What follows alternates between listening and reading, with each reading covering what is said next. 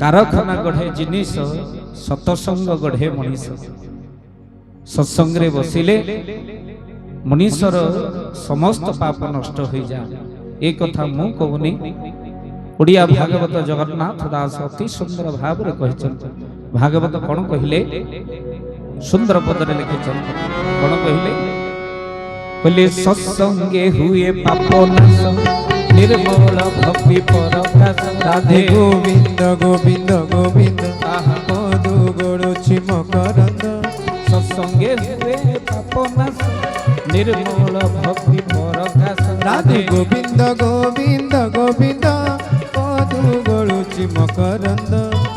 बोलिए सच्चिदानंद भगवान के जय। समस्त टिके हाथ टिके दबा बोल आनंद एक बार हरि हरि बोल। मालो हाथ टेकिले समर्पण अधा हाथ टेकिले हैरान बिल्कुल न टेकिले कृपण आउ आज सत्संग रे आमे एमिति प्रभुंकर कथा सुनिबा हाथ टेकी देले सबु देई दबो एमिति ठाकुर सिए बढ़ई करिले अनेक नाही जेते डाकु थाउ जिए बोल आनंद एक बार हरि हरि बोल।